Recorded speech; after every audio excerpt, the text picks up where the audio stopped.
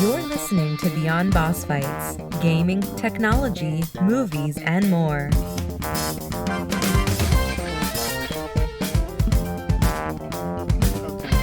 I have to tweet it, right? Tweet it out. This live stuff takes a lot of concentration. I can tell you that right now. So we're live. Welcome to Beyond Boss Fights. And here is the video version, now live, I believe. Okay, DJ, I think you're muted because you're laughing into nothing. Good. No, I just wasn't laughing. Oh, it just wasn't funny. Okay. You were supposed to count down 5, 4, 3, and then the 2 and the 1 is silent. And then That's you point. right. We learned that on Wayne's World. Let's see here. Okay, back to the show notes. We are moving. We are live. Beyond Boss Fights. Welcome to the show. With me today, this is Braxwolf, by the way. With me today, all straight out of Natty, is DJ Pimp Daddy. Woo woo. And also, we have the Honorable Roger Edwards, once again. Hello. Hello, Roger. Who changed it to dishonorable in the show notes? That was me. Okay. It's a more accurate description. Now, I know you're honorable. We don't have to pretend here. Debatable. No. I'm kidding. Okay, so we're live once again. This is the second time in a row trying to do Twitch streaming, and so if there's a few snafus here and there, I apologize ahead of time. Actually, I should save that for my acknowledgments and apologies section. That's coming up next, right? Oh, that's kind of our shtick. Yeah, sorry for being late. I'm apologizing again already. Sorry for being late. Part of it was my own fault because I can't calculate London's time zone for the life of me. I don't know why. It's like 6 hours, I think, for me always. I don't know why I can't count 6, but I had to drop the kids off at the pool, and that is to be taken literally, not figuratively. The kids are at the swimming pool. So it's still warm enough to swim there, huh? That's good. It is the last day. Pool closes tomorrow. Okay, let's just go ahead and apologize because that seems to be what we need to do at the beginning. I would first of all like to apologize to the one fan that we have on Twitter who just started listening to episode 1 last week, and I wanted to apologize for the direction the show has taken from the original quality that I used to maintain. Furthermore, moving on from that really quick, I want to further apologize for the ridiculous video version of episode 40, where we did not have any kind of layout plan and we just kind of shot from the hip and used a Skype background that looked like we were judges for American Idol or something like that. It kind of had this like Star Wars Senate kind of a thing going for it. Yeah, it definitely did. You're right. This is how democracy dies, right? Beyond Boss Fights number 40. But hey, shout out to our fan. Did our fan show up yet? He said he might come today. I haven't seen anybody in chat yet, Oh, but I okay. am monitoring. Says there's 2 people watching, creeping. I'd like to apologize to you as well. Is it nap yet? Nappy. He says, "Hey guys." Oh yeah, there he is. Yep, our fan is here. We Welcome, can start fan. the show. Okay. Anybody else have any apologies? No. Just for everything in British history. That's a tall order. Uh, I forgot to say that it was dedicated to our Canadian listeners and followers. So, sorry, Canada. so much apologies. Jeez. I know. We're gonna move on. We're We're done apologizing now. We're not sorry for anything else the rest of the show. What have we been playing this week? We start out with the video game section here. I'm going to start with DJ because you're at the bottom of the list. What have you been playing since our last episode? So my kids suckered me into playing Terraria, and we laid into it hard on a multiplayer server. And I went, and it took forever, but I got all of the achievements on Steam, which was an amazing feat of stamina. You really got to stomach it to get that kind of achievements. That's kind of a little sprite game, right? Oh yeah, it's like 2D Minecraft basically. And then, of course, Lawn Mowing Simulator came out, and I had to buy that. And it is as glorious as it sounds. Power Wash Sim, of course, they came out with update 0.5, so they had 4 new levels that I rushed through, and now I'm out of content and I'm sad again. And my toilet app of the week has been the New York Times Crossword of the Day app. So I don't do like the big Sunday crossword, but I like the little mini crosswords where it's like 25 words. So Well, it's been my thing. You can't stay in there all day, right? I mean, Exactly. You got to limit yourself somehow. If I tried to do like the Sunday one, like I'd be like, necrotic on the toilet or something, On the difficulty scale, what sort of rating does this one get?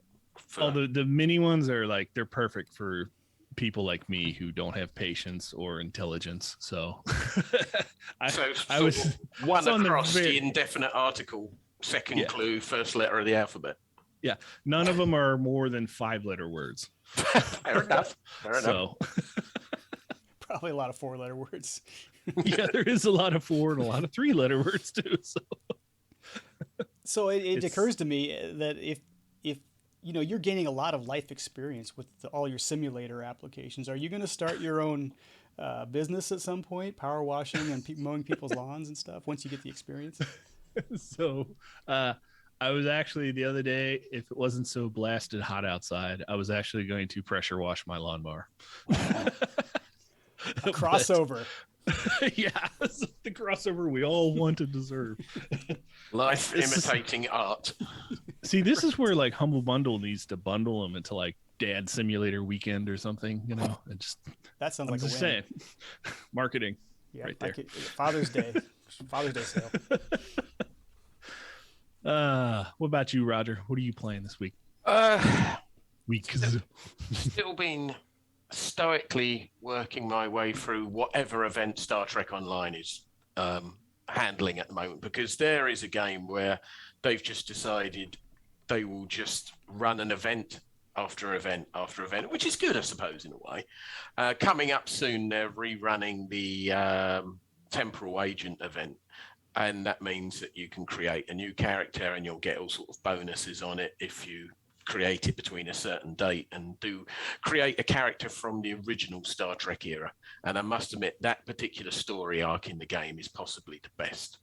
If you really want to play from the Kirk era and have a little character that you can create who at some point will get their shirt torn away at the shoulder, it is pure joy. And apparently they've tweaked it. So they've, improved the content and fine-tuned it.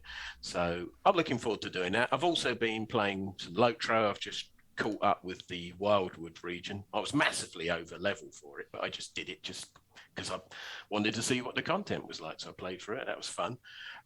Still playing Fall Guys intermittently, although that game's beginning to depress me now because I've never won. To win the actual crown, you've got to win 5 races in a row. Never done that. And I've been playing for a year. I think the most I've ever done is 4. So I'm beginning to feel very inadequate now with that game. And I also started at the beginning of the month on playing Days Gone, which they ported to the PC, which I like. I just like the fact that it's got this sort of rural setting in sort of mountains and forests rather than the zombie apocalypse panning out in a major city. And you get to drive around on a motorbike, and I'm doing the human side of things using keyboard and mouse, and then when I get on the bike, that's with the game controller, and that's working out. It's fun, and I've managed to sort of juggle those games while doing the August blogging event. So, all right. I forgot about that. I kind of forgot about that. I hopped into the Discord early in the month, and then I forgot about it after that. How did that go for you this year, Roger? That went well. We got several new people involved, and there's been about another 8 or 9 new blogs that have been added to my Feedly feed. So it's just nice. It's nice to sort of try and bring more people into the community, encourage people to write blogs about, be it gaming or river widening or whatever it is that they want to do. The main thing is just to encourage and help people. And also, I always find that when you do that, it's beneficial for yourself. It sort of motivates yourself. Dredging is a serious topic. I would love to talk about that sometime. I'm sure there's a simulation game out I there. was just about to say that. Yeah, I found one of the things that's kind of interesting to me is that I found that since I've been writing semi-professionally, it's been really, really difficult for me to spend any time doing just regular blogging. And I think it's more of a feeling of obligation, in that if I'm spending time doing it for free, then I probably should be working on the column that I'm actually getting paid to do. So that is something I hadn't really anticipated when I applied for the part-time position, but that's kind of how it's worked out. So as far as what I've been doing, some interesting changes in my gaming habits, and then some things that are the same. World of Warships, I'm still doing.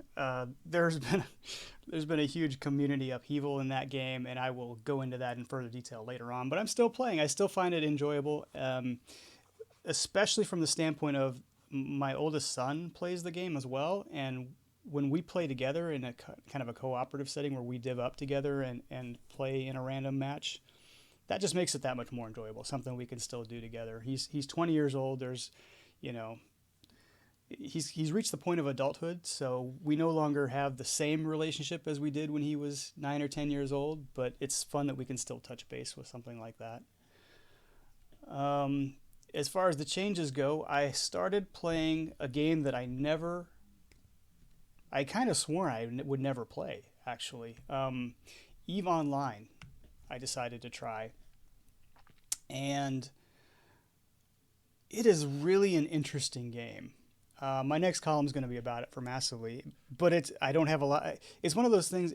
My column is going to be kind of like the game. It's kind of loose and meandering because it's a true sandbox. EVE Online is a space simulator. If you're not aware of it and you're an MMO player, then you probably haven't been reading a whole lot about MMOs, because it's been around longer than 2 of my kids have been alive.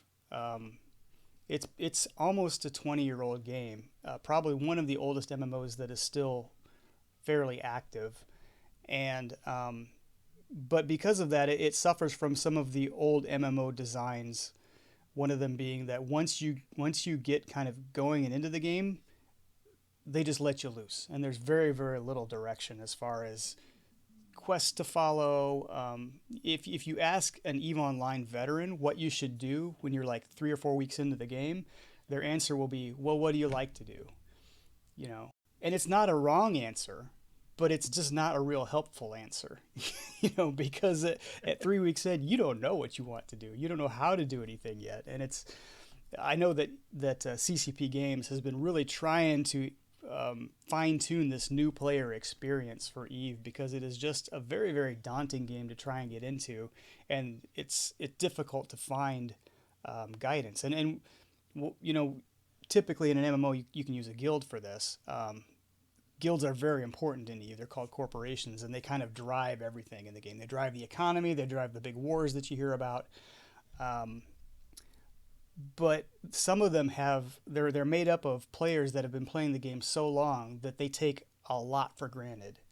And so when you go to them and you're a new player and you don't know anything, and they start explaining something to you, they're using terms that you don't even understand, because it's just part of their livelihood. It's part of their vernacular. And so I'm still kind of pushing through it, and it's very, very interesting because of just the nature of it's got open world PvP, so at any point when you leave a space station, it's possible that somebody comes and blows you up. I mean, it could happen.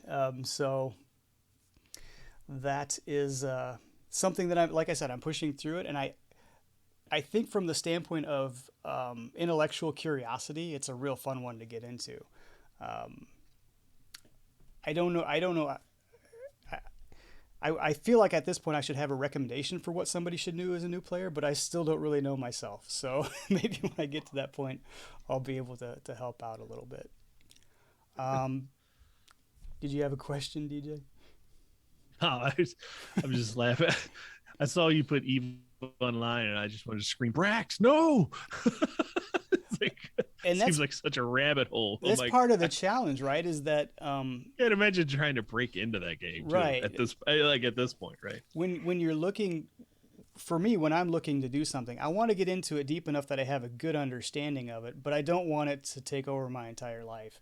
So it's one of those things where, okay, I want to get into a corporation that has a lot of stuff to offer, but at the same time, I don't want to be required to do any of it because I don't want to have that. Okay, I have to be on my computer at 6 o'clock tonight because we're running a fleet somewhere or something. I don't want that kind of obligation. Yeah. But. So on that topic, Napiat just asked, Eve seems to require a huge investment of time. I'm curious how much you're able to play per week and if you feel like you're progressing. Interestingly, yeah, it's an interesting question, and I would say I don't play as much as a lot of people do, but I'm still progressing. One of the interesting things about Eve is that the skill progression system is such that you list all of the skills you want to train in kind of like the order that you want to train them in, and then your character over time trains into that skill, whether you're logged in or not. So you can leave the game and your character continues to train on the skills. It's a time-based system, so I'm not playing a whole lot, but my character is continually progressing towards a point to be able to do something I want to do. If that makes any sense. Yeah. So it's almost like I can't play a whole lot because I can't do some of the things I want to do yet. But at the same time, thank you. I'm still progressing towards that. It's very different. Sorry, can I just say I just got bought a glass of wine. Isn't that splendid? Respect that. Yep. Did you know that I actually tried Eve Online? No. What were your thoughts? Well, Contains Moderate Peril co-presenter Sean was heavily into it, and he said give it a go. And at that point, he could give someone a free trial or something like that, as he was a sort of long-term player. So I installed it, I fired it up. I think I got as far as the stage where you've created your character and then you might have to get into a pod and go somewhere. Yeah. And there was this, how do you navigate this thing? You don't use your mouse to navigate it. And it was just like, no, that's it, uninstall.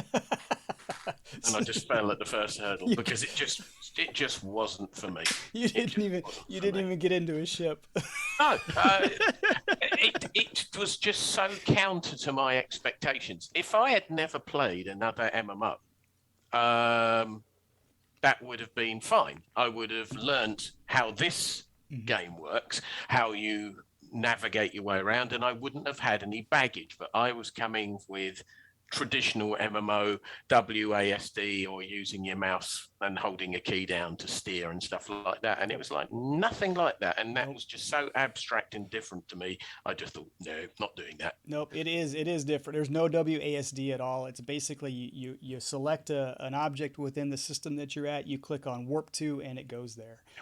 Yeah, it's a very old way of doing things, I would say. And I think it was probably, I would like to go back and find some videos of when it first came out, because I know the graphics have been enhanced a lot since that beginning time, and I think it was a lot more almost like grid based, in the old days. But anyway, beyond that, the Outer Worlds I've started to play, a single player RPG. I've heard good things about.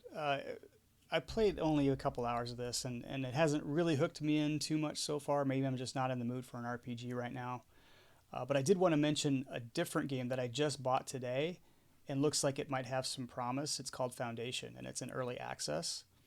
This is a medieval building game where it's kind of, I don't know if you ever played the old Settlers games. It's kind of like the Settlers series. You don't, they say it's gridless. I'm not exactly sure what that means, other than they seem to say that you can place buildings anywhere you want to, and then you assign people to be the workers for those buildings.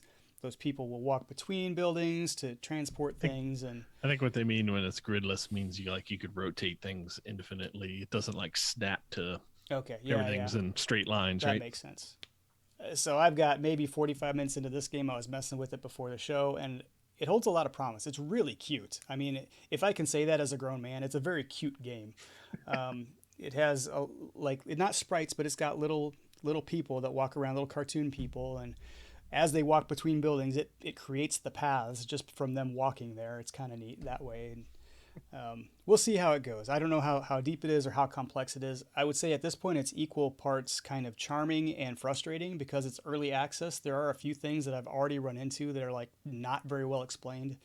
And there's not a lot of information on the internet about it yet because it's early access. So hopefully I don't get stuck somewhere. The griefers shown up yet? I don't know if you even need. I don't know what the online aspect of this game is. Yeah, I don't know. It doesn't use a launcher or anything. It's just like a little independent studio game, I think. Odd. Any rate. Okay, well that's pretty much it. Andang. Andang's on. Hello, Andang. Yeah, Andang's here. Yes, my son is 20. Andang. I know it's hard to believe. I know that's my oldest. My oldest is 20. My youngest is 14, though, so not far behind. All right, let's move on to our major topics for discussion. I was kind of hoping that we could start removing this section from the show. Yeah. We seem to be starting Good luck kind of with on a downhill trend on the last show, so we thought. But Corona is back. It's back in the news. It's back in business, and worse than ever. Just wanted to touch on this again, see how everybody was doing, see what's going on in different parts of the world. I know, Roger, your city seems to be always hit as hard as anybody, especially compared to kind of our more rural Midwest lifestyle here. I will say that our state just this past week re-required masks at all indoor facilities, which is kind of it's kind of unique within the Midwest here because a lot of the let's just say a lot of the political sentiment is more right-leaning, and because we have Chicago in our state, it's not really that way. It never is that way because there's so much voting power there, but I think in this case it's probably warranted. You know, schools have reopened to having students indoors with the precautions. That happened even before this latest declaration. So I don't know. I mean, it just, I don't personally know anybody who's been infected with the latest variant, but again, we are kind of behind the curve and stuff. And I know they're saying with this Labor Day 3-day weekend holiday, it's probably going to balloon again like it did last year. So that's what we're hearing. Yeah, here. I do have some former coworkers that his wife and him, they took a trip from Tampa to Cincinnati, and they swear that they're careful, they have vaccines, and they wore masks, and they caught it somehow from probably the plane flight. And Florida's a bad spot here. Yeah. They say Tampa's not as bad as the rest of Florida, which I could believe, but they claim that's where the sensible people move to. Yeah, here we've been doing remote schooling for the younger son who's too young for a vaccine. But I tell my wife, I'm like, I just like weekend comes and I have no desire to even go anywhere anymore. It's not like agoraphobia or whatever it is where you have the fear of the outside, but I'm just like, I don't know. I've tailored my life to where we just kind of exist here. So. Yeah, and that's not really good either. Yeah. You know, every new face is potentially a plague-carrying evildoer. Yeah. This is true. Yeah. I hate to say that's one of the reasons I took a break from Twitter. I just like, just the news cycles and people's weird opinions. I'm just like, I'm done. I checked out. I'm like, I need to walk away because this is unhealthy. Just every time you read something on Twitter, you're just like, you just explode in anger. So it's nice to just take a break. Just find your inner peace. Well, over here in jolly old Blighty, the handling of the pandemic was poor. Measures were brought in too late. The testing and tracing system was implemented too late. It wasn't properly implemented. It was never particularly useful. Where we got things right was hedging our bets and putting all our money into the vaccines. And therefore, the UK acquired vaccines very early, and we have done a robust job of working our way through the adult population. We're now focusing on the sort of 18 to sort of 25-year-olds, and schools have gone back, and Parliament is currently debating about extending vaccinations to 12 to 17-year-olds. So we've relied heavily on the vaccination to get us out of the situation that we're in. Since May, they've started slowly dialing back all the protocols and the restrictions here in the UK. So now pretty much everything is opened up as per normal. You'll go, say, to a cinema, and some chains will still have seats vacant between people, others won't.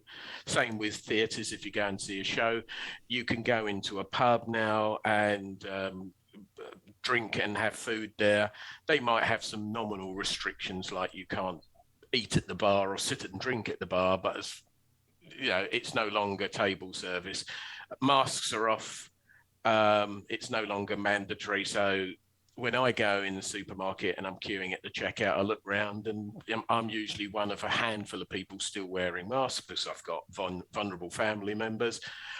The British public, the lion's share of them have given up on this now. They've just got COVID fatigue. They just don't want it. They're prepared to take a risk. Then you've got the people who just think it was all bogus to begin with. And the Prime Minister has made it abundantly clear that there's no way he's looking at putting us back in lockdown, putting restrictions. He just wants to move on.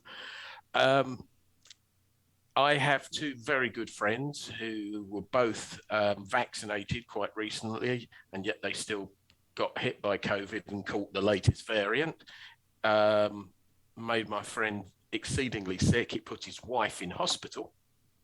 She was only there for about a week or so, I believe, and she did recover quite quickly and has been discharged back home. But you know, if you're ill enough to be hospitalized with your breathing, that's serious.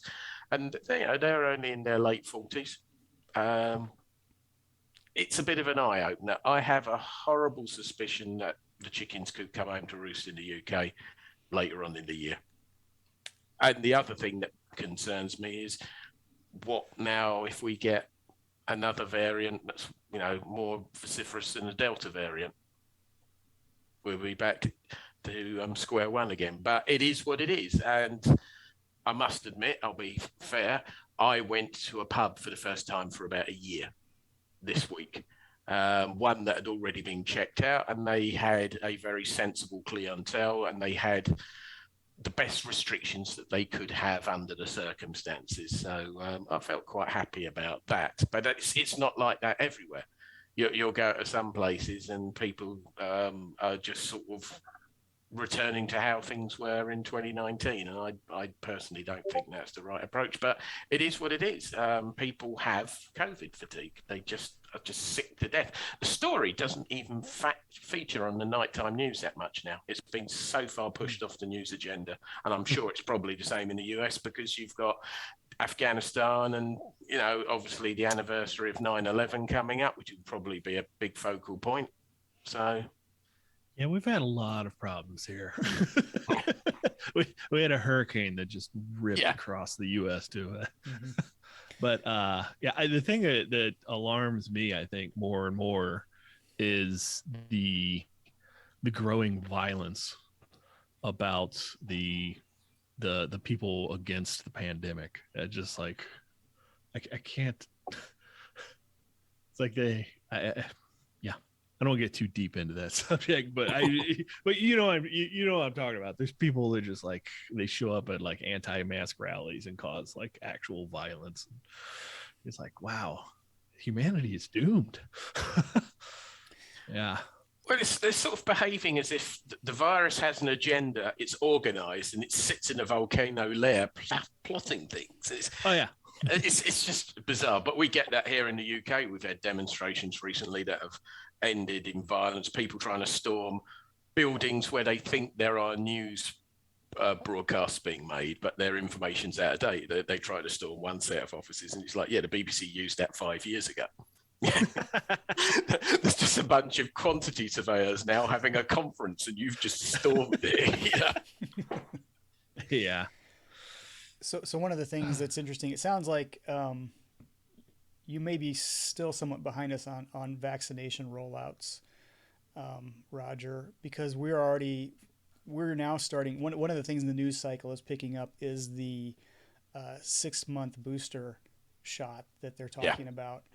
In fact, my wife, who was the first one in my family to get vaccinated, is probably coming up on hers before too long if it would be available. Because she's in healthcare, she was one of the first ones to get it. Sure. So that's kind of the next thing, I think, is are people going to go in every 6 months to get a booster shot? And even those that probably are not so militant about getting the vaccine, DJ, this is the thing that concerns me. They could fall into the COVID fatigue category of that. If it's every 6 months, I mean, it's like getting your teeth cleaned, right? People don't want to, people get tired of scheduling their dentist appointments too, but it's best for you, and you have to make time for it. Same with a booster shot. If the science doesn't at some point, get to the point where we can have a longer period between boosters, which we do for other types of vaccines. Yeah, I think the U.S. at this point is probably almost everybody who wants a vaccine probably already has it, and I really think the U.S. really needs to step up and start pushing vaccines to these countries that can't get them. Otherwise, it's just going to mutate. I was like, at this point, we need to save the rest of the world because we can't save ourselves. Yeah, it doesn't even have to be done for altruistic humanitarian reasons. It's just cold logic, isn't it? You've got to help certain countries out, or else this problem isn't going to go away, and then it will just come back. Mm-hmm. Yeah. So true. Okay, I think we've probably exhausted that for this time around. It's still out there. Be careful. On to brighter news. Yeah. Yes. Yeah. So not really old news. People gaming. We wanted to.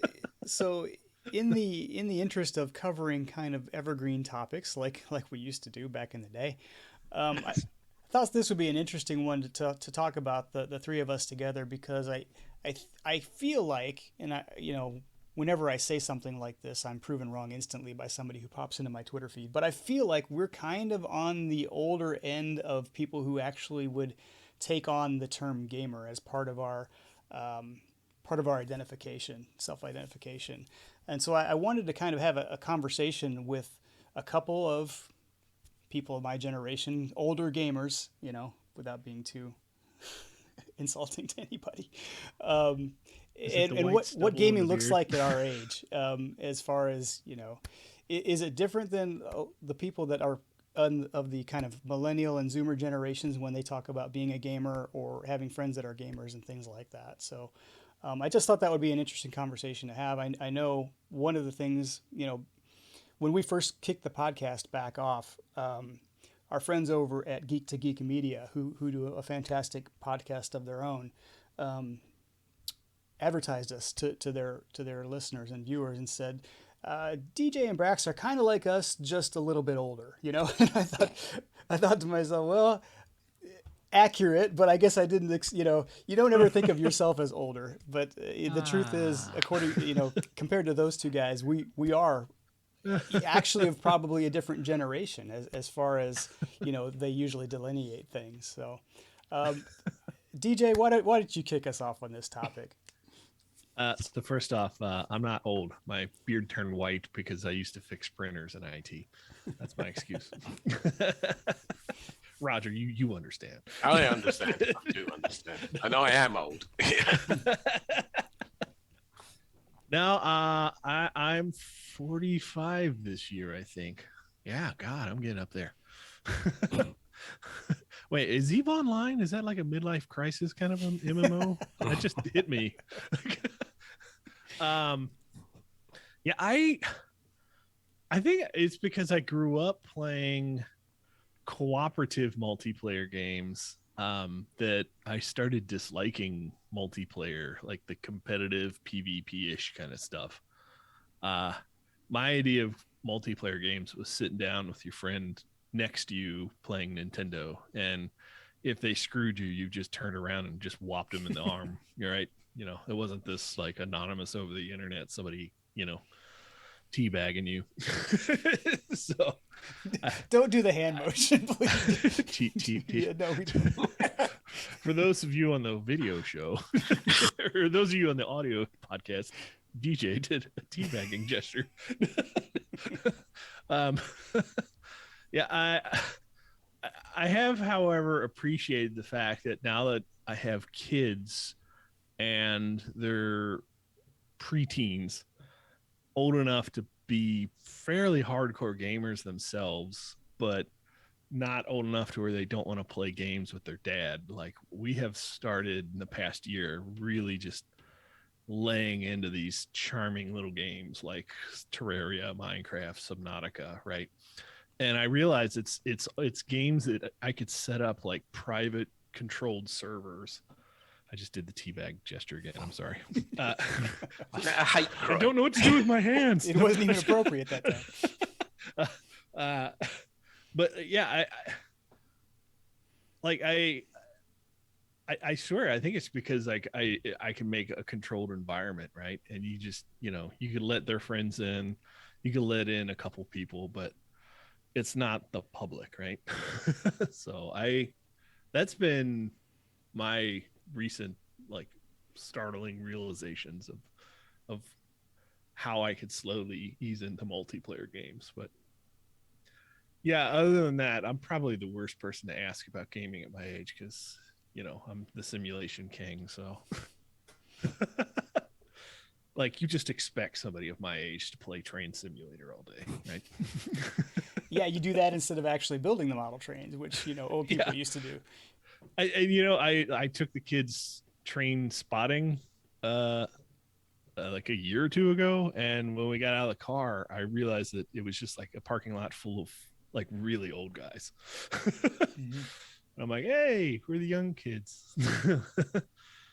Yep, Kids, exactly. People aren't into trains anymore, I right? guess. And especially model training. When my son was younger and into Thomas the Tank Engine stuff, we used to go around. We went to one show where they were selling the model train stuff, and you're right. Those things are priced not for kids, right? Those things are priced for retired people that have money to burn, and they're not toys for kids anymore. It was kind of eye opening, and I kind of walked away feeling like, well, I'm sorry, I can't get you anything here. Yeah, I'm not in it's that like $1,000 investment. Yeah, right. You are not a very useful engine, Brax. No. Sir Topham Hatt will be upset. Good times. So Roger, I would say I include us kind of all in the same generation. You're a few years older than I am. I am indeed. Yeah. But I would put you kind of right smack in the middle of Gen X, and DJ and I are probably kind of on the tail end of Gen X. But what about you? I know you've talked before about in a social situation, somebody our age doesn't always bring up the fact that we play video games because it's still not considered really socially acceptable among people of our age. It's a curious thing. I mean, I'm 53, and video games have just always been a part of my life. During the late 70s, early 80s, it would be hanging out wherever there was to coin up, and you'd be playing Asteroids or whatever it was that they had there. When the NES and the SNES were coming out, it was by the time that I was actually leaving school and finding work. So when I bought a SNES, that came out, about 1990, something like that, very early 90s. I was employed. And so I wasn't reliant on a parent buying me a game console. I just went down and bought one as an adult because as far as I can see, this was a leisure activity, and it had always been there in my life. And then late 90s, I made the transition to PC gaming, and I've just stuck with it all the time. I like single player stuff. I like sitting on the sofa playing, the old school way. I'll quite happily play MMOs. Yes, there are some crazy people out there, but there are ways to deal with that. To me, it's just as much part of my leisure activity as reading a book, going to the cinema. So as far as I'm concerned, I will continue to do it. I still get people of my own age group who literally just stopped at some point for whatever reason. I've never quite got to the bottom as to why they stopped. I have a suspicion, actually, that it might be they were pressurized by the people that they were going out with, or even married. It was just somebody said, "Oh, don't you think you should stop now?" And so they stopped. And then there are people who are sort of younger than me who sort of, I gave up gaming in my 30s, and you just think, why? If it was because they needed more time to study or something like that, or because of a complex job, that's fair enough. But it just, for some people, there is just this perception that it's a childish, puerile pastime, and somehow it's sort of not on the same level as other leisure activities, and I just don't believe that. As far as I'm concerned, I will probably be, well, in my little circle of friends, every Wednesday night, I hop onto Discord and I talk to a couple of friends that I made playing Lotro around about 2009. And one of them's nearly 10 years older than me, and they still regularly game. And the other one's even older than that. And their attitude is it's just an integral part of their life, and they'll continue to do it. There's nothing odd or alien about it. I think it's just that some people just have preconceptions, and I think they're just driven by their preconceptions. And it's like how you dress. It's not quite as important now, but when I was growing up, it was like every 10 years you swap uniform. Where nowadays you can see someone in their 80s wearing a pair of jeans, a t-shirt, casual jacket, sneakers. It's just interchangeable among a whole age group, where when I was growing up, it was you'd have people who were only in their 30s, but they always dressed like they were in their 50s or 60s.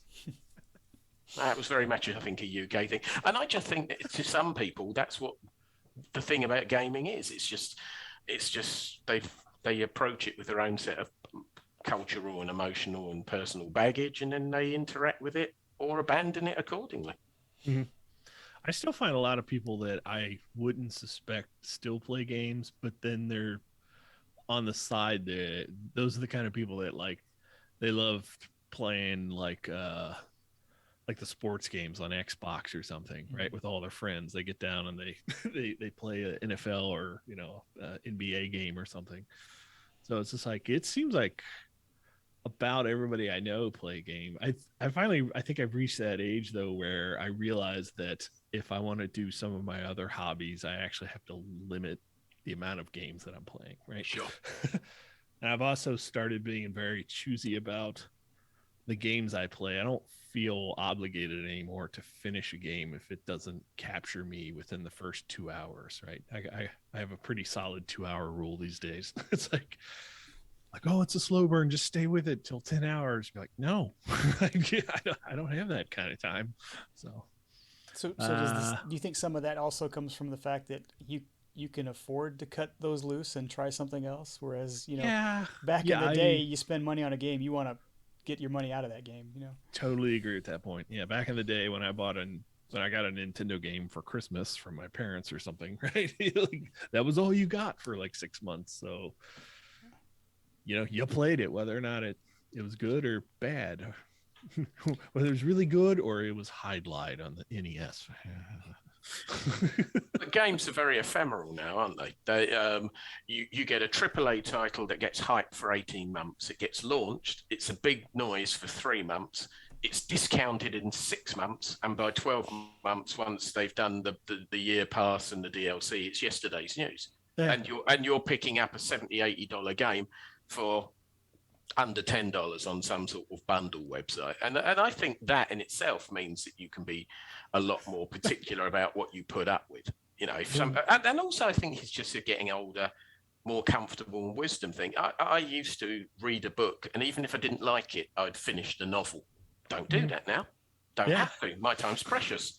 You know, if this person has not engaged me with their writing, I lay that mainly at the door of the author, and then move on. Yeah, when was the last time somebody heard anybody talk about cyberpunk? Do you remember how Not on this podcast. Marketing, that thing was shoved into your face. And now it just disappeared. I've still got it on my wish list, but I'm waiting for it to go down even more. I'll probably not buy it version. Yeah, until it gets to about $20 or so, and it takes a while for that to happen. I think it's like $10 off or $20 off right now, and it's still $40 or something. That's still a little steep. We'll see. They've patched the hell out of that game. By the time you pick it up, it probably will be optimal and a much better experience than what it was at launch. So I had I was thinking back on what my workplace was like when I first got hired in versus now, as far as the topic of gaming and conversations around gaming. So when I first was actually interviewing for the position that I have, or that I got originally, don't have anymore. Same company, different position. I can remember I talked to a couple guys that were employees. You know, after I had the manager interviews, we had a couple, you know, more of a get the feel for what the job actually is interview, post-interview. And the conversation turned to leisure time activities. And when gaming was brought up, we talked about it. We were all around the same age at the time. But it was a much more hushed tone in the work environment. You know, it was kind of like they talked about having LAN parties and kind of getting into that kind of thing. And I hadn't done that at the time, but was interested. And I was more of a console person at the time. And we kind of had some interchange back and forth, but it was kind of muted. And now I'm looking at, and it's just because I think those kind of conversations were not quite as acceptable in a workplace environment. And the interesting thing is I kind of still carry that forward to today, without even realizing it. We have now these Yammer groups, you know, within our workplace. And I don't know if people aren't familiar with Yammer, it's kind of Microsoft's take on almost like Slack or Discord or something like that, where you can have conversation groups based around topics. And it's Microsoft Facebook. Yeah, but I guess kind of. Yeah, let me make the teabag signal. I'm sure that's a hate crime. I feel like it's a little bit more like Slack though, because of the groups that you can join. Most of them are work related. You know, sign up to this Yammer group if you want to get the latest news on infrastructure development and stuff like that. Which, you know, how boring can that be? But there are some hobbyist groups, and I joined a couple of them. One is gaming, and one is, I think, PC building or stuff like that. And it's interesting to see the conversations in those Yammer groups that are centered around those types of hobbies are typically people in their 30s and younger that have kind of free-flowing information. Although every once in a while, somebody my age will pop into the conversation very briefly. And I think we've carried forward that kind of idea of, well, we really shouldn't be talking about this at work because it might go against us someday in our you know, quest to get promoted or whatever, you know, whatever the stipulation might be or the stigma might be around that. And like I said, it's kind of a subconscious thing for me. I watch these people having these conversations about gaming during work time, you know, on a work provided resource. And I think to myself, that's not something that was encouraged when I first got to this company. And I still have a hard time getting over that. Yeah. My workplace, we're a software development division of the larger company. And it kind of has this Google atmosphere to where pre-COVID, there was all these common spaces near the lunch area that had break-off areas with TVs and game consoles and stuff. And it was amusing to see that while occasionally you would see somebody playing like a sports game, if anybody was playing games, you know, during lunch with their friends, it was always like Rock Band or something. And then across the hall, they had to take 2 conference rooms and dedicate them to ping pong table rooms. because so many, I don't know what it was, but there were so many people competitively playing ping pong that we had to put in 2 separate ping pong rooms. Now, a lot of our programmers are either from, India or China or the US, between the 3 countries. It's like, all the 3 quartets of our, the 3 area quartet. Yeah. I mean, a third of our staff is from US, third from India, a third is from China. Right. So there was a lot of international ping pong games going on, but that was pre-COVID. So Napiet in chat said, I get called Daddy Napiet a lot from viewers on Twitch, which tends to have a younger demo than YouTube. One person told me I was too old to play games, and it's an odd situation suddenly being part of the old guard. That's an interesting thing. Like, I do think people who stream typically are younger, and I even feel weird streaming. Like, I think I've reached that age where I do too. Why I honestly. stopped. Yeah. Yeah, that's why I stopped. It's just not for me. It's a medium that lends itself, all right, to do it successfully, lends itself to brevity, buoyant, fun, but simplistic, nothing complicated, is it? I'm give me a piece of paper and I'll write you 3,000 words on something. I'll give you some long form stuff. And you can't do that on Twitch. Well, you could, but you won't find an audience because it's just producing a different type, a different style, and a different pitch of content. And that's why I'm just content to write my blog. I can write a 500-word post. I can write a 10,000-word epic rant if I want, and really go into the detail because that's my chosen area of choice. With regard to the work environment, I mean, I can't say I'm up to date because I haven't been in a traditional work environment since about 2015. But lucky.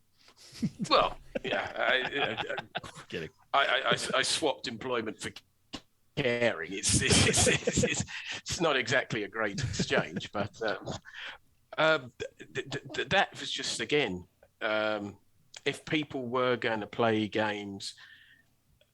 Like you say, it tended to be the very social ones. Like if you, I did some contracts sometimes in some fancy organisations, and they would have leisure spaces with game consoles set up, and it would be the games like Guitar Heroes and stuff like that. If you went to the tech department, that's where the guys would set up their own private LAN parties, and you'd be playing Unreal Tournament. Years after because it was still held as a classic, but those guys it was really weird. The people doing the commercial mainstream light frothy Guitar Hero type games would berate the other guy. Look at those guys. It's like you're both essentially doing the same thing. One just looks shinier than the other, Yeah, I have I think like it sort of crossover between work and streaming. Like, I would feel 1,000 times better if people at my work discovered my vlog of me making small movies, right? Where there's like a little bit of craft and edit to it versus them coming across all my old Minecraft videos of me playing, right? Like I would almost feel more embarrassed if they came across the Minecraft stuff at this point, but I have no problem talking about my vlog to people, which is, yeah, I guess that's perks of being old, I guess. All right, I like this next very topic. quiet. If we're ready to move along, because I think we covered a lot there. So I guess the bottom line is for Napiet, hey, you're not too old to game. You got us, man. We're behind you, 100%. Yeah. And I don't really want to touch too much on the Twitch thing because it's just we're doing this now. This is what I'm going to do on Twitch. I don't have any plans to do anything else, And part of that is, I guess, when I'm playing a game, I want to be able to figure it out. Part of the fun for me is figuring the game out, and I don't want 20 people sitting over my shoulder going, "Hey, you got to click this button. You got to do this. You got to do that." Well, that takes away from me being able to figure it out, right? Next topic is Roger. You want to introduce this one? Yeah, I think this is something that hopefully will resonate with a good many people. We live in an age now where if you want to watch the best movies and the best TV content, you've got to put your hand in your pocket and you've got to subscribe to some sort of streaming service. And it's, that's a fact of life now where 20 years ago, you'd have a choice whether you wanted to have cable or satellite TV, and there might still be some very good content on just standard terrestrial television. But now it's a question of you have to subscribe to some sort of streaming platform, or in my case, three. I subscribe to Netflix, Amazon Prime, and BritBox.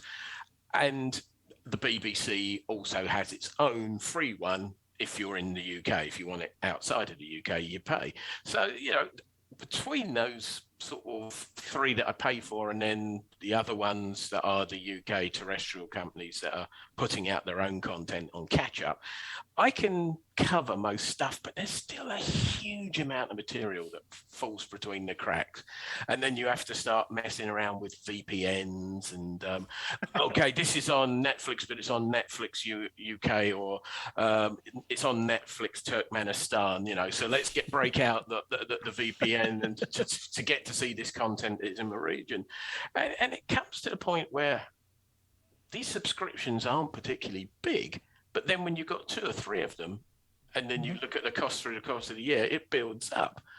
And it's just a question of you reaching a point where I think I've actually might have written a blog post about this. There is a phenomenon called TV poverty, where because of your income, you just don't have extra money to spend on these things. So then you've got the added problem now of you go to work or your kids go to school and everyone's talking about, did you watch this show on Disney Plus, like The Mandalorian? And other people, it's like, nope. And then that can be a problem. And it just says how much is an acceptable amount of money to pay? What is the maximum amount of platforms are you prepared to subscribe to? And, do you find yourself every now and then beating your head on the wall because you want to find something? I wanted to watch Ken Burns' The War because I wanted to see that documentary series. And it took a while before I could actually track it down. Yeah. Yeah, I always hated the idea of cable back in the day. So when the concept of cable cutting and just going pure streaming came about, we did that pretty early on. And I've been fighting this fight on and off for so long. But yeah, I'm with you. I think like three, maybe four services is about my tolerance of payments, because even between those, that adds up to almost like a base level cable subscription here in the US. Yes, indeed. And on top of that, I pay for a higher tier of internet just so because we abuse the internet here. But what's funny is like you go to my parents' house and they don't even have a DVR. Like they just watch stuff over the air. And my mom, I think, still has a working VHS player somewhere in the house, right? Wow. So the differences between the generations is amazing. And I finally got them to start using Netflix. My dad's just like, "Oh, there's so much stuff to watch." I'm like, "Yeah, but eventually you run out of good stuff." Like, I was like, "And you're retired. You have that kind of time." So, I mean, I'll admit, like, I fill in the cracks, as I call it, of when you can't find something with nefarious means, and I don't feel bad about that, just because of the fact that, I mean, in this day and age, everything should be available somewhere, right? And if you can't, even if you can't find it on a streaming service, then somehow your publisher has failed you as an artist, if you're if that's your work of art, right? So I will readily admit that I don't know how many services I'm subscribed to right now, and that's mostly because my wife will find a show or a series that she wants to watch, and she'll subscribe for a month and then unsubscribe. our constant ones are kind of like, obviously Netflix. We've had that since we did DVDs with them. We just had them that long. Amazon Prime, because we are already paying for Amazon Prime and the video just comes with it. Disney Plus, you guys know I like the Marvel stuff. I like the Star Wars stuff. It's all there. It's all there. Plus a few other things that I've found along the way that are decent. Like the Clone Wars, some of the animated stuff is pretty good. I'm not a big animated person, but there's some quality stuff on there as well.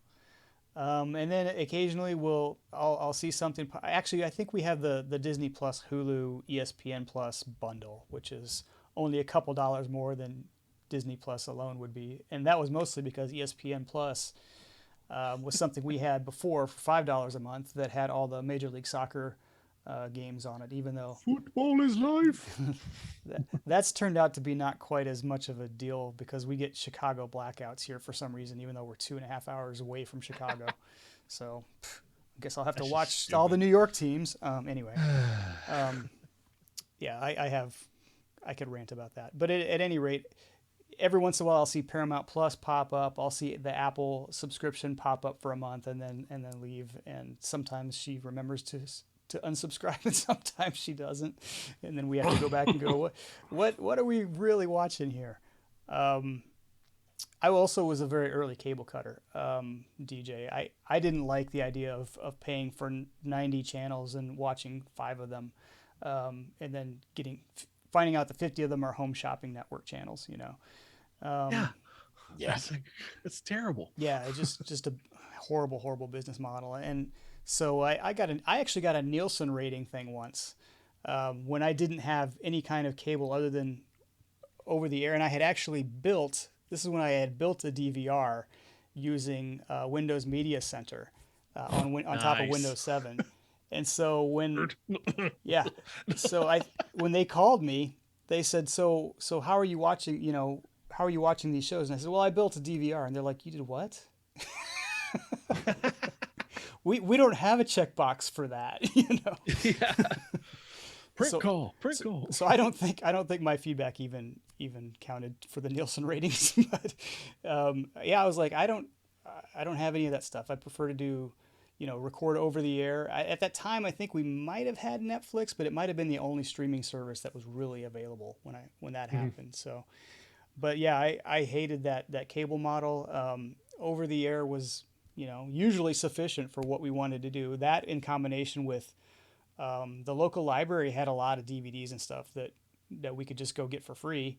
And, Redbox appeared a couple years later down outside of the local IGA, which their movies at one time were 99 cents for a day. I think they're a little bit more expensive than that now, but it was a lot more cost effective and easier to find the movies that you were wanting to see than, especially the library. They had a really big selection for a small town library. Old movies, you could go back into the 90s and grab Terminator 2 if you wanted to, any of those classics.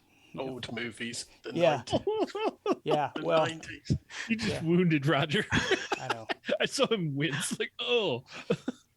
Well, even older than that. They had Westerns and stuff too, but. Hey! Serial Westerns? No, it is. I think for value-wise, and Roger, I think you'd even appreciate this. I think HBO Max is probably my number one value because they have a trove of movies, plus HBO's original TV series is literally the most captivating stuff I've ever watched. And even outside of Game of Thrones, like they got so many classics like The Sopranos, The Wire, all of those, right? It's just like, and now all these other services are trying to catch up, like with HBO's power. Like a Netflix original series has nothing compared to an HBO original series, and I'm really hoping like the Wheel of Time is as good as Game of Thrones, but we'll see. Right? I think that's coming out on Prime, right? The thing that I find most galling is you make a choice. You look at what's out there and you pick the platforms that you want and you pick what you can afford. And then you get this bidding war nonsense. outside of the US, if you are a Star Trek fan, all Star Trek is on Netflix outside of the US. Mhm. So that was fine until Picard came along. And then in the outside of the US, Prime outbid Netflix. So all of a sudden, it's everything's here apart from one Star Trek show. It's like, well, good job I've got Amazon Prime. But things just go. I mean, I don't know what it's like in the US, but Disney Plus is now like Amazon insofar that you can add smaller channel packages to it. Mm-hmm. And so all of a sudden in the UK, if you wanted to see the last season of The Walking Dead, it's now exclusive to one platform and it's no longer appearing on. And all of a sudden, people have managed to watch The Walking Dead for all those seasons, and now it's only available through Stars through Disney Plus. Mm. And it's just like, well, that's fine if you've got an extra £5 a month to add that. But if you haven't, you're going to get, £5 might as well be £1,000 when you haven't got it. Right. And it just bugs me that you just get content that you wake up the next day and think, I'm now going to go and sit and watch this. Where the heck did this box set go? Yeah. And it's like you picked the day when the licensing arrangement ran out. And I just find it very, very, very, very frustrating. And like you say, you want to do things legitimately, but there then comes a point you go, I've got to see this come hell or high water. So then shall we just say you'll pursue the grey option to find it. Yeah, that was heartbreaking when The Office got pulled off of Netflix. That happened most recently. The first time I noticed that happening was we were watching through the more recent iteration of Doctor Who on Netflix. And this was probably about 4 or 5 years ago now, and it got pulled over to Amazon Prime. At the time, I don't know that we knew where it was going when it got pulled off. And I was watching through that with my kids. You know, it's a good science fiction show for your, to sit down as a family and watch. And it was kind of disheartening to see that was going to happen. And now it happens all the time. You notice it more on the bigger shows like The Office and Friends when it got pulled off and stuff like that. But And sporting fixtures. I mean, I'm not a big sports fan, but I can understand why it's really frustrating when people have gone all in on one platform, like they put all their money into satellite TV, and then all of a sudden, all the Premiership games suddenly start bleeding away to different platforms because they're doing individual deals. I mean, I've noticed now that Prime's doing a heck of a lot more sport. Yeah, Roger, if you're a soccer fan in the U.S., it is really expensive to see the good European and Premier League matches. You almost have to buy the dedicated FUBU package, which is like $50 a month itself just for that. It's really a mess. I mean, they don't do soccer very well here. Football. Football is life. To transcend even beyond cable cutting, I think I've circled back, and now I could probably honestly say half of the screen time I watch entertainment that's not gaming is actually probably YouTube. And I watch a stupid amount of content on YouTube. And because of that, I got the family YouTube premium account so we could just do it without ads. And the quality of life for me was totally worth the $16-17 a month to not have to sit there and watch ads every single video. But all of the people that I watch are these like longtime YouTubers who are doing things. They're people building houses or building farms and stuff like that. And it's amusing to sort of grow with these people, but now even those people are transitioning into, oh, and this week's sponsor is, and then you just you just sort of fast forward like 30 seconds. it's like, oh, here's another sponsor about Squarespace, or here's another Audible sponsor. You're getting the truncated version of the video, and if you want to see the full version, please sign up to Magellan or Curiosity Stream or whatever. Yeah. But it's amusing to see how much entertainment value I get out of YouTube, and even it's all of the high-end comedy shows and even the live nightly comedians. Every day, the next morning, all their content is on YouTube. So like, look, hey, did you watch the Tonight Show with Jimmy Fallon last night? no, but hang on, and I could pull up the monologue in 3 seconds and watch it ad free, right? So it's like I don't like I don't even see the need anymore to do TV, even live TV, because it's just like everything is available within hours. All the good stuff, right? Even like all the like the commercials for the Super Bowl, right? Those are usually available on YouTube a week before the Super Bowl even ads. It airs, right? Yeah, So that's true. like those people are like, I only watch it for the ads. Well, then just why even watch it? Just open up YouTube and watch the commercials. Yeah. I'm probably a unique person though. Can I just say that one of the few interesting, and I would consider it positive, things that's come out of COVID was obviously they had a wealth of content that they couldn't release to the movie theaters. Yeah. So we are now getting slowly closer to the concept of same day release across all platforms. Mm-hmm. Oh yeah. My wife, who manages the movie theater, makes this. She brings this up every day almost. It's like, they pushed James Bond again. Every time they push James Bond or Top Gun, I hear about it. So there has been some. This is kind of probably its own topic, but I have noticed that now we're seeing, this kind of started with Scarlett Johansson pushing back on, hey, I actually took a big hit from this when you guys decided to release it streaming first, or streaming only, or streaming with conjunction with the movie theater release, and it's curious to me that there would be that much of a financial impact, but maybe there is. I don't know. I mean, part of me agrees with her, but the other part of me is like, it's her fault for not getting with the times and sort of expecting some sort of a thing like that. And I don't think that she's hurting for money, but she is due her fees. But at the same point, like, actors probably need to expect to negotiate into the contract some sort of a streaming clause at this point. And that's Hollywood's fault. Yeah, that's right? a good point. Yeah. And we're still in that transition phase, but if she was naive enough to think that, I'll just make all my money off tickets, well, COVID. So yeah, you put that squarely in the category of nobody expected a worldwide pandemic, I think. Yeah. All right, moving quite along, we're into the next section of the show now. We're going to talk a little about what we're into. I'll go ahead and start. Mine should be pretty quick, I think. I would like to thank my cohort, DJ Pimp Daddy, for getting me into Ted Lasso from the Apple subscriptions. I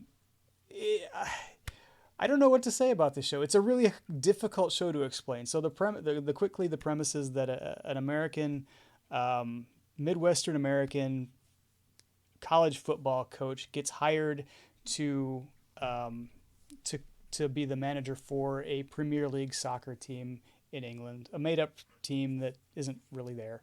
And the reason he was hired without any previous experience was because the current owner of the team was divorced from the previous owner of the team, and she's trying to get back at him by hiring somebody who's going to drive the team into the ground. And yet at every turn, his endless optimism seems to be winning people over and actually even at some point succeeding in the job that he was hired to do. It's a comedy, at times a little bit of a dark comedy, but at times also very heartwarming.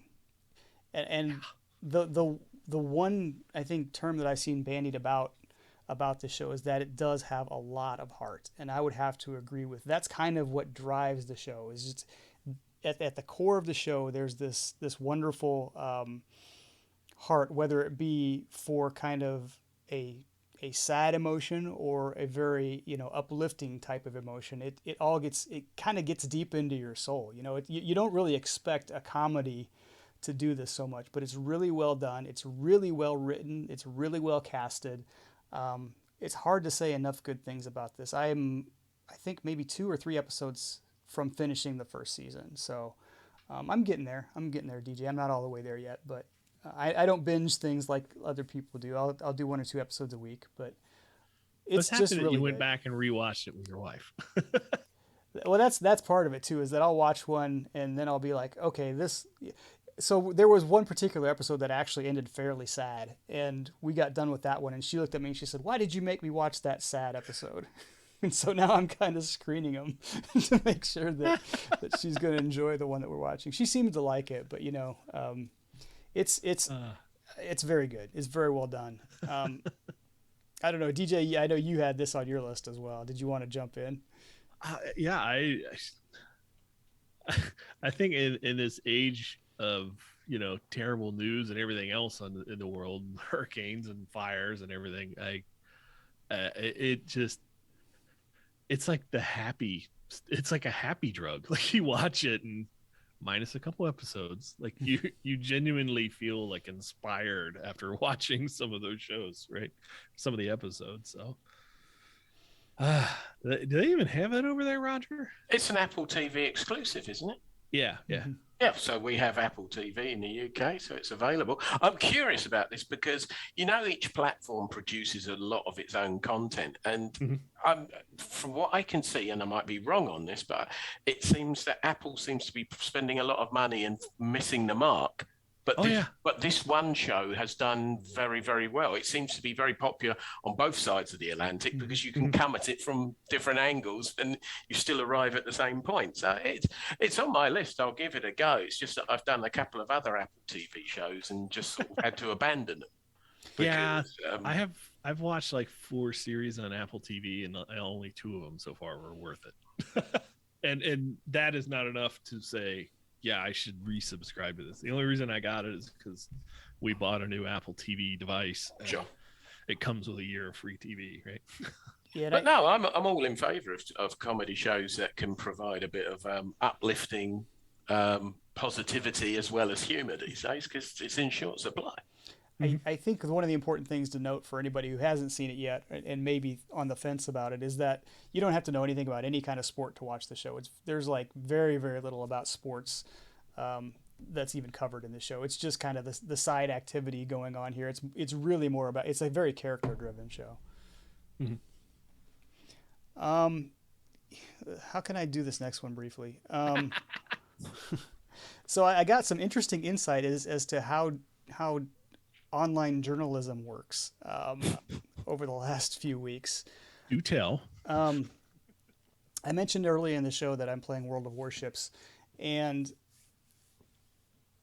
this is possibly to the detriment of the company who makes the game, because I've seen them do a lot of interesting things with public relations over the past couple years as I've been playing the game, and a lot of it tends to be, we will send out an email with our PR points, and we hope that you basically copy and paste what we send you and put it in your news story.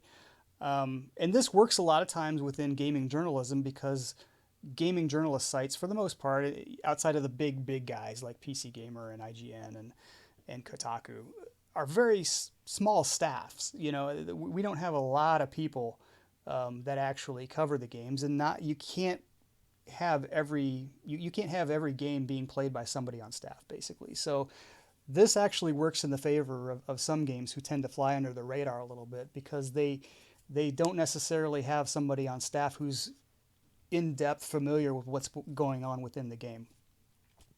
So what happened was Wargaming tried to pull some things with this game, World of Warships, where they've been progressing. This has been a long time coming. They've been progressing towards a business model of random chance crates for a long time. It's been one of those, if you throw the frog in the boiling water, he'll jump out type of thing. But if you just slowly boil the water, they've been slowly introducing these mechanics into the game over the last couple of years. And they tried to pull a fast one on the player base, and got caught on it, basically. And a bunch of their community contributors, which were part of the official community contributor program. This is a bunch of people who do Twitch streaming and YouTubers and written ship reviews and things like this for free, but also get things from Wargaming to be able to kind of try things out ahead of time and buy ships that aren't quite available to the public yet, and so that they can do their content and stuff like that. So there's this kind of a, just this kind of agreement that goes on. Well, about almost 30 of those guys just quit at the same time because of something that I don't want to get into the nitty gritty details, but they did something wrong. They said they were going to do one thing, and then they came out with a blog post about 2 weeks later, and it was different. They had changed the wording subtly, but to a point that it was completely different. And so I picked up on this because being a player, I follow people who stream the game. I follow YouTubers who make content about the game. I play the game myself, and I also had some people from the community contributor program who knew that I wrote for Massively approach me and say, hey, they gave me a little bit of heads up actually. They said, hey, there's something going on here, and there's something big that might happen within the community. They weren't very specific because a lot of the communication between the company and them was NDA and stuff like that, but I had my eyes on it. And so when everybody quit, I was like, oh, this is the event. This is what they were talking about. 30 people quit the program at the same time. And so I wrote it up, and I talked about the gambling mechanics, and I talked about how that is kind of psychological manipulation, and included some quotes that talked about how a large majority of the player base within the U.S. are veterans, and how they are studies have shown that they're predisposed to falling into addictive behaviors and things like this. And it stirred up the community within the World of Warships community. It got posted on the Reddit forum, and it got posted on the /OurGames Reddit forum, and got upvoted quite a bit. And there was some swirl about it because this all happened around the same time that all 30 of them quit. Within the community, there was a big deal. And then it kind of simmered down the next day. So I was watching this thing kind of get passed around on Reddit, which was interesting. And then on so I wrote it on Monday, it released on Monday. Tuesday, it kind of simmered down. And then on Tuesday night, Kotaku picked up the story and credited it back to us. And on Wednesday morning, at like 7 in the morning, PC Gamer did the same thing. And from there, it was complete wildfire. This thing got covered by those two. I was watching tweets with anything World of Warships in it. I saw my article referenced by French, Spanish, Italian, Russian, and Chinese-speaking online magazines that one day. It just spread all over the place. And it was just fascinating to see how a smaller site like Massively OP can write something, and it can kind of be a big deal within the community, but it doesn't really catch on until the big guns come out, It's kind of like I had a flashlight, and I shone the little flashlight on the thing and said, hey, look at that over there. And a few people looked at it, but then it wasn't until the big spotlights came out that everybody realized that something bad was going on there and that it was worth talking about. So yeah, it got some, Jim Sterling did a piece about it. Angry Joe spent about 10 minutes on it. It was very interesting. It's probably now my most widely seen article and probably ever, right? And the response from the company initially was very tepid. It didn't help them because people caught on and they said, hey, this is not an apology. What you just said, it took you 2 days to come up with, and it still doesn't apologize for what you did. You did something wrong. We've got it chronicled here, step by step. This is what you did. It took them about 3 weeks to actually come out with a decent apology and response, which still doesn't make a lot of promises to fix things, especially within the random mechanics gambling arena, because it's making them a lot of money. But it has, I think, forced them to do a few things. For one thing, they're going to voluntarily increase their PEGI rating which was 7, and they're going to, I think, recommend that it be raised to 13. I think something like that. And do to hold a pint. Yeah, and do the same thing for ESRB, which is something. You can't. These video game companies, when they're making money doing something, they don't want to change, right? So the fact that they're even making some steps towards attempting reconciliation with the player base is interesting. And certainly there were a lot of factors involved with getting this thing to catch fire. I believe that some people that were ex-employees of Wargaming may have brought this to the attention of the larger sites. I don't have anything to back that other than rumors and whispers, but it's interesting when you burn enough bridges as a game studio, how it can come back and bite you eventually. Just watch out for those guys, man. Watch out for those guys. It's a rough market, and one of the things that I think has come out of it is that a lot of people have realized that, hey, they build up these relationships with their community contributor programs and their content creators and all these people that do kind of free advertising for them, and they get buddy with their players and Twitch streams and in the official forums and stuff like that. These guys are not your friends. These companies, if it's going to make them money, they don't care about your well-being. And they've shown this by not going back and saying, yeah, you know what, we really care about the mental well-being of our players. We're going to remove all the gambling mechanics from our game. They're not going to do that. They will not do that because they don't care that much. They don't care that much about their players. They just want to see the money roll in, and that's the bottom line. I know, Roger, you said this for years, but it's really interesting to see it play out like that. Yeah, that's the sad reality, isn't it?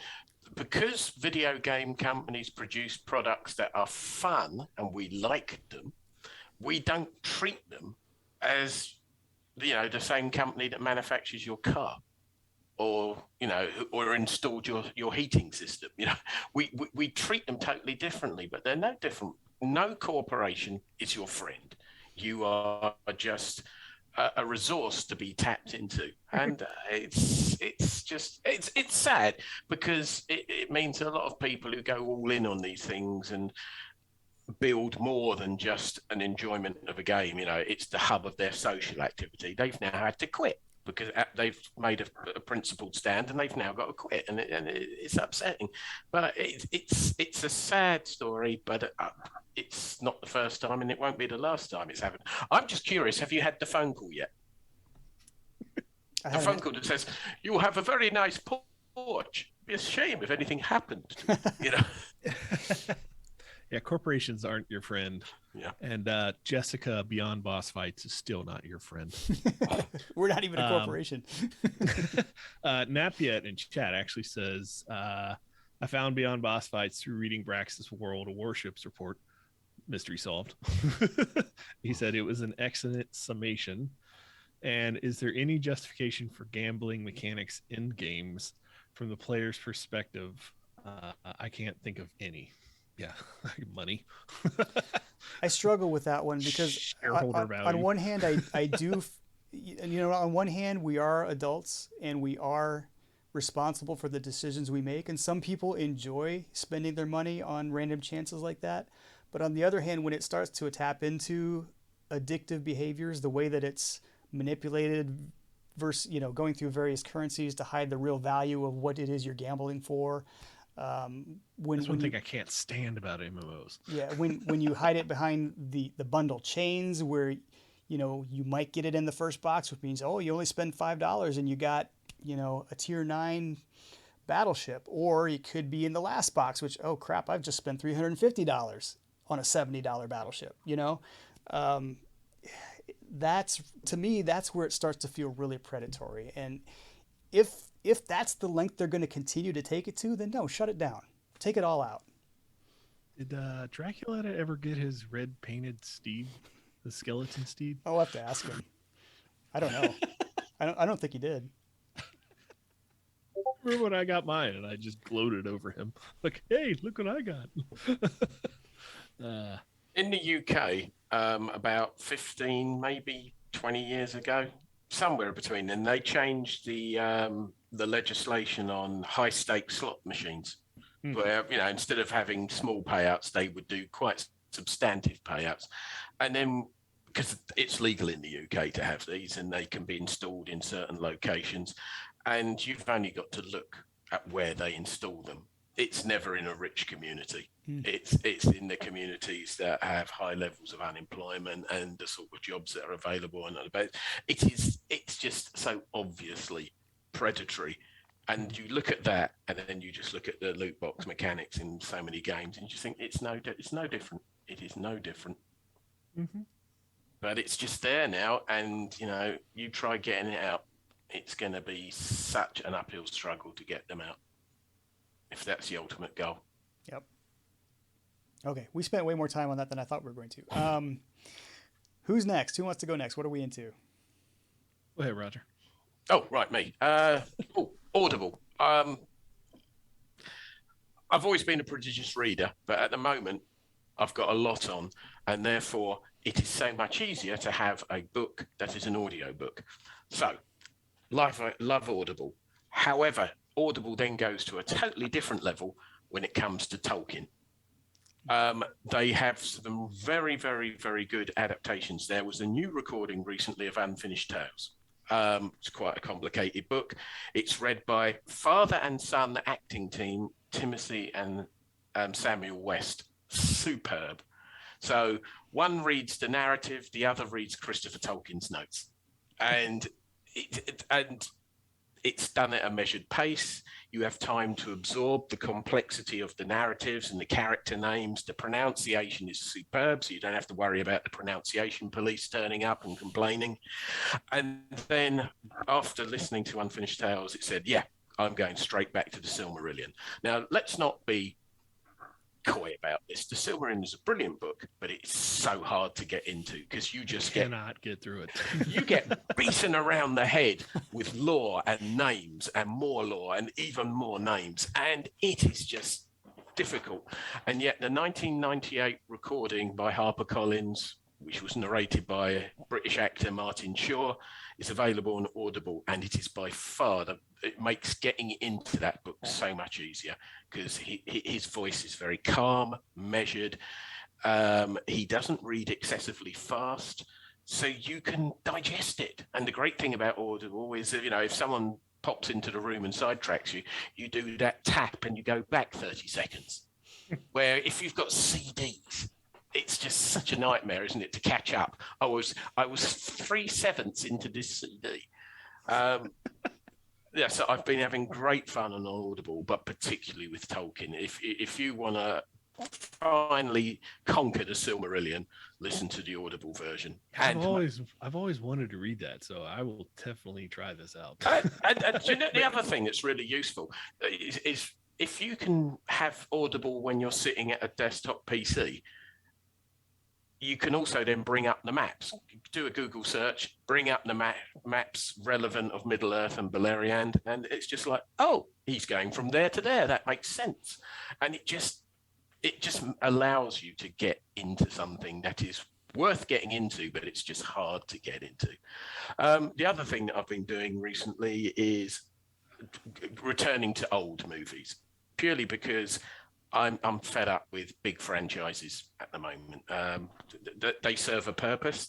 They're entertaining, but I don't want an unleavened diet of MCU. I'll do selective ones, and usually the ones that I pick are the ones that I enjoy. But no, I've just been going back. And when I mean old movies, I broadly mean anything between 1930 and 1990.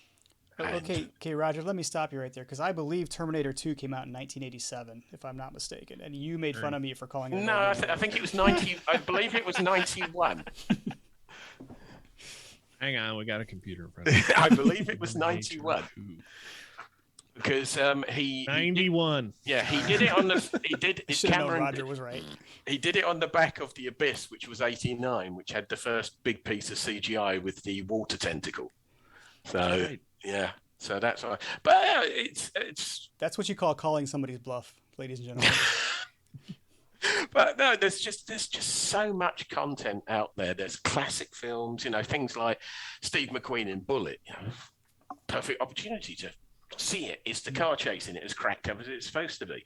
A couple of classic westerns, or do a musical or something. And I'm a big advocate of people watching older films. I say to people, do become aware of the fact of the context of the time. They might not necessarily say things that you might ethically approve of, but you can't expunge this from history. This is a snapshot of the world as it was. I was watching Run Silent, Run Deep with Burt Lancaster and Clark Gable. Remember a few podcasts ago, you talked about Greyhound when it came out with Tom Hanks. This is like that sort of film, except they're in the submarine trying to outfox the Japanese. And it's a brilliant character-driven drama with quite some interesting technicalities to it. It's interesting. But I looked on the Internet Movie Database, and some person said, "Oh, this is so sexist. They've got a picture up of Betty Grable, and every time they go past, they pat it on the butt." And it's just like, what? Are you so removed from the context of the time? So, as long as you approach things with the right, I get so upset when I know people who say I won't watch black and white films, and you just think, "So you're missing the Elephant Man." Right. Yeah. People at the end of the day watch what they want to watch. Fair enough. I just don't like to see people limit their choice. And there is so much good stuff out there, and there's so much old stuff that if you watch, you'll suddenly understand what the memes are all about. Mm-hmm. Yep, good point. We went on holiday by mistake. They were actually sea. I've watched With Nell and I now know where that comes from. I like to use the term chronological superiority when it comes to the. I don't know if I made that up or if I read it somewhere, but it refers to the folks who believe that somehow we know better today than they did 50 years ago about something. Mm-hmm. And I think that sometimes applies. We try to apply today's sensibilities to something that was created in a completely different time, and that doesn't detract from the goodness therein, because they weren't aware of what the world was going to be like in 50 years when they created it. You shouldn't hold that against them. Yeah. I had an entire section in this doc called "Movies Roger has duped DJ into watching." And I think it was at first it was almost a guilt trip, and then I started getting into them, and I started making notes, and I realized really quickly that this could be an entire separate podcast, so I'm not going to touch on most, if any of them. But I did watch. I think it started when I watched the movie Roadrunner, which is a documentary made about Anthony Bourdain's life, and I think you had said, "Oh, it's like they'll love me when I'm dead," and that was the little tipping point of the avalanche. And after that, I started getting into some Orson Welles movies, and then it just kept snowballing from there. But yeah, that was my past in between the last podcast and this one. Was me just binge watching all these old movies. But yeah, as a somebody who's made a movie, I really got into some of the old cinematography and technical aspects of the old films,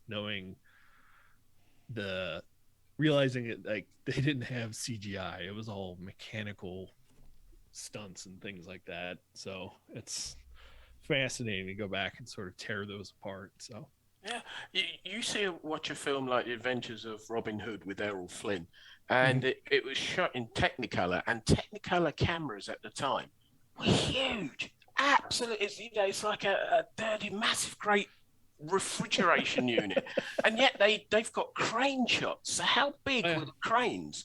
And people now just take crane shots for granted. It's just you're not impressed by them. But this was sort of like 1939, and they were moving these massive, great cameras on crane shots, and you just think people probably died, mate, lifting that. And it's, there's nothing new under the sun. You'll see so much technique nowadays in movies, but it's still there, right? Even going back to the silent day, those guys and girls worked it all out longhand. Like I say, never berate people for their choice. It's their choice. It's what they feel comfortable with. But I just say to people, don't limit yourself. Try not to limit yourself. Not everything you're going to like, and it's perfectly okay not to dig a classic. You can watch 2001 and be bored senseless by it. That's perfectly acceptable. But just don't limit yourself. So check out Perilous Movies on Audible. I want to do that at some point. I need to do that. So, are you? Yeah, Go ahead. Go ahead. Electric car Tetris. Oh yeah, I have my wife bought an all electric vehicle, and I have a plug-in hybrid vehicle, and I've been charging it off of a 110 outlet, and now we're gonna get a 220 volt outlet, so it's a higher tier of charging, but we're only gonna have one charger, and we call this thing called electric car Tetris, where we're trying to figure out how our cars fit in the driveway to where we could share a plug. Like, this is a thing when you have two electric cars.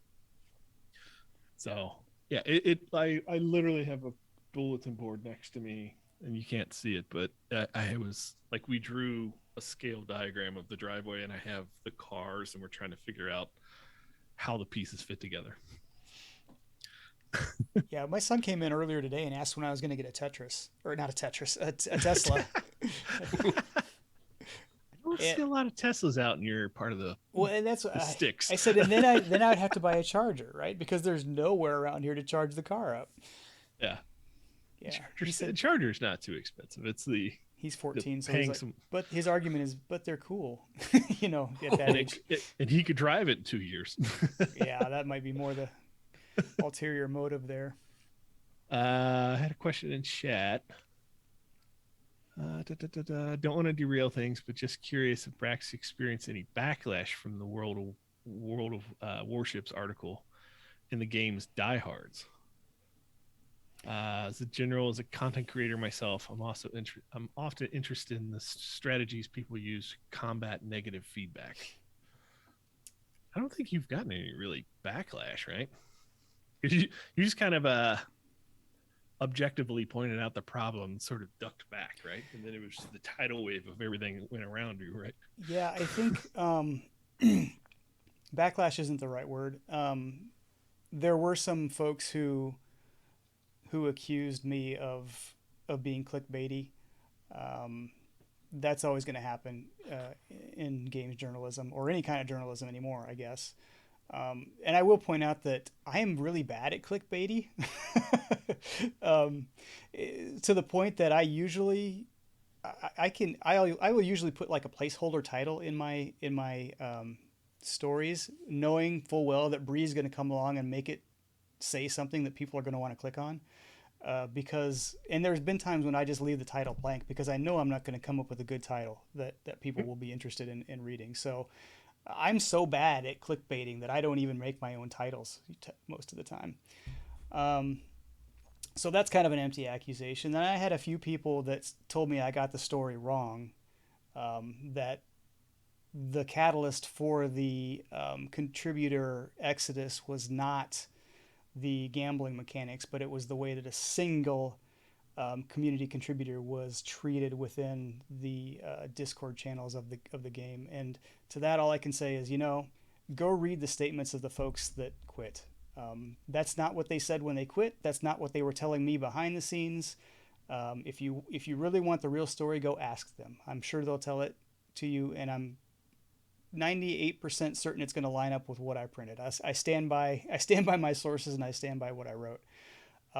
As far as people, I did see a lot of people talking about the whiny version of the whiny part of the community, who all they want to do is whine about the game, and they don't, they just want to get involved in the drama and stuff. I can appreciate that viewpoint, but from my perspective, I didn't really get accused of that so much. I think because, like you said, DJ, it was kind of just laying out the chronology of events. I've written a lot of opinion pieces for Massively. This was probably one of the least opinionated opinion pieces I've ever written. A lot of it was just a timeline of events, with sources to chronicle. Hey, this is when this happened, and if you want to go read it for yourself, here it is. This is when this happened. So it was not really very centered around my opinion. A lot of it was just the timeline. So it was really, I think it's one of the, it would be hard to refute a lot of what was in that piece. So no, to be honest, I was a little bit nervous when it started to catch fire that it would, that I would possibly have some studios emailing me and things like that. That never did happen. Russians. PR departments never did contact me. So, to their credit, they tried to address the issues that they realized they created. But I guess maybe the one other thing to say about that is Massively OP, even though we got sourced by a lot of the big magazines, they were still the big magazine, and the people were still reading them more than they were clicking through to us. So in a way, I was once removed from probably the biggest forms of backlash, because when people saw the post and they saw it was on PC Gamer, that's who they thought, that's the comment section they would go to. They wouldn't click through and come to my and find my email address and send me hate mail. So no, fortunately, I did not receive a whole lot. From a journalistic standpoint, though, however, if somebody came back to them, they would probably point to you as the source. Does that make sense? Yeah, and I'm okay with that. Like I said, I stand by what's in the piece. That's where I felt like I really felt that your article, you weren't putting a hit piece out that was opinionated. I really felt like it was very documentary-ish. Yeah, it was just a collation of chronological data, wasn't it? Yeah. Yeah, and I hope, that's really not in my personality to put a hit out on a studio anyway, even if I didn't like what they were doing. Make up your own mind. Go read what they did. It's still out there. And I will say that it tends to be a repeating pattern with this studio. If you want to go back and see what happened in World of Tanks 4 years ago, go find out the Jimquisition article about that, or his YouTube video about that. Which also, by the way, has to do with the community contributor program. So it's not only a repeating thing for them, it's a repeating thing with this specific aspect of what they do. They seem to not have learned anything from that. But at any rate, what are we looking forward to, gentlemen? Peace and quiet. No. Well, my contribution was I'm looking forward to our second freezer being delivered, but it's arrived now. We've got shortages in the UK. I'm not going to go down that rabbit hole. This podcast needs to come to an end at some point. The UK is a G7 country, and we've got shortages. Yeah. We're not quite sure why. However, we're not getting caught out, so we bought ourselves a second freezer, and we're going to see what we can do to stockpile before people start going Looney Tunes. Because when this suddenly, at the moment, although there's shortages, it hasn't got into the mainstream press. And when it gets into the tabloids, everyone's just going to lose their mind and go out and panic buy, which will exacerbate the situation. And that's probably going to happen all around November, December time. Like Christmas is coming, Roger. Christmas is coming. Yeah, and it's just ridiculous. Apparently there's a massive labour shortage in the heavy goods vehicle trucking industry, and people working my seasonal labour, food processing, working in abattoirs, stuff like that. There's a massive labour shortage because it might have been done by migrant labour. Anyway, we won't go down there, but anyway, so we bought a new fridge, so that made me happy, and I looked forward to it, but it's arrived now. But it's We're happy you got your fridge. Sorry, new freezer, not fridge. Freezer. Yeah, we have minor shortages of things like appliances and building materials. They're slowly catching up. But to your point, the big national news still have almost daily stories about shortages in labor or goods of some sort. Something will always make the news, and it sort of flip-flops back and forth between shortage of labor and, you know, materials, right? But yeah, now we're getting to the point where like car companies are running out of computer chips, so they're stopping building. I told my wife, I was like, I think you bought a car at the exact right time, because I was like, I don't think like a week later, I don't know if she would have been able to get that same car, because it's a giant computer. Yeah, I mean, one can't deny. I mean, obviously, the pandemic has completely stymied supply chains, and people have been staying at home, and factories have not been working at full output or working at all. So yeah, this is totally a global situation. It's just that some countries seem to have decided to do things that have exacerbated the situation. Don't quite know what they did, but I think the funniest excuse I've seen so far has been that there's a pile of empty shipping containers in LA. They said that so much stuff came into the US and they were trying to offload the ship so fast that they didn't put the empty containers back on to take back across. So now stuff in China can't be shipped to the US because there's no containers, because they're all in LA, and nobody wants to take a boatload of empty containers back because it won't bring them as much money. And I was like, that is such a dumb problem. Wow, we've gotten ourselves to this point. I hadn't heard that one.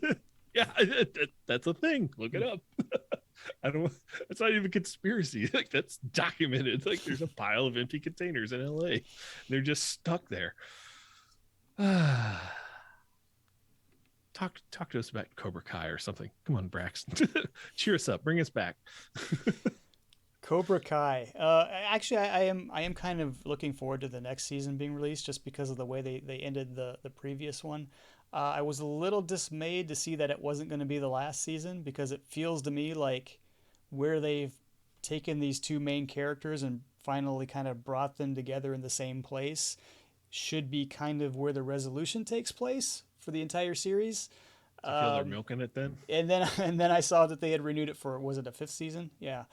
I'm a little trepidatious about that. I'm not sure that that's going to work. We'll have to see. And some people would argue that none of it has worked so far. So I guess that it just kind of falls. There are some people who really don't like Cobra Kai. It's a very divisive show. I feel like there are those who think it's the worst, stupidest show ever, and then there's people like me and DJ who really enjoy it. So, is Martin Cove still in it? Martin Cove, who's that? This is the show that's from the Karate Kid. Yes, he is. Yeah. Yep. He is. Okay. It's just that I remember, God, so it shows my age now. I remember him from Cagney and Lacey in the very early 80s, when he was sort of like very young. Yep, he's not young anymore. No, I figured that. And I considered going down this particular rabbit hole. I just thought, this sounds like a great concept. And then I just thought, nah, maybe not. I can't figure out if I would be Team Miyagi-san or Team Johnny, but leaning more Johnny. I don't know. I think they've kind of made Johnny the hero in this new one. I know. Yeah, it's like growing up. I always wanted to be the Karate Kid after watching that movie. But yeah, now as an adult, you're like, wow, he did kind of get shafted. All right, I'm gonna move towards wrapping this up. We gotta get moving. I know this has been a long one. I don't think we have any feedback other than the new listeners and viewers. Appreciate all of everything all the feedback you provided. It's nice to know that people are still enjoying the show after all this time. If you have feedback, you can send it to braxwolf@gmail.com. I'll read it on the podcast. Just a reminder that Beyond Boss Fights is on iTunes, Spotify, Player FM, and now Amazon Music. Wow. I did have sell out. I had Jeff Bezos on hold for a while. He wanted to talk to me really bad in order to get the show. So we relented and said, sure, you can have it. It's on Spotify. You might as well have it too. Contact information. This is the point of the show where if I'm not doing all this live stuff, I usually start doing the outro. So, okay, well, contact information. Do I get to plug myself? Go ahead, yeah. I can follow me on Twitter if you want.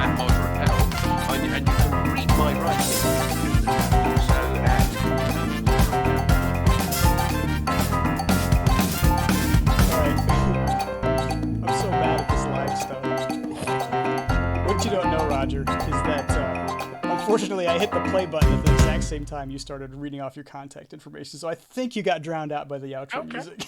Well, I'll happily plug myself again. Go right I have no ahead. principles. If you would like to follow me on Twitter, you can find me on @ModeratePeril. And if you would like to read my writing and my thoughts on the way the world's working or not working, you can find that at containsmoderateperil.com. Plenty of movie reviews there as well. Yep. He's Your our film perilous Anchor FM perilous movie review, maybe. At some point. How about you, DJ? I just go to Twitter @DJ Pimp Teddy. All my links are there. I'm YouTuber, so I'm there. Yeah, as for me, I'm going to try and do that. Music was so loud. This live stuff, I'll tell you what.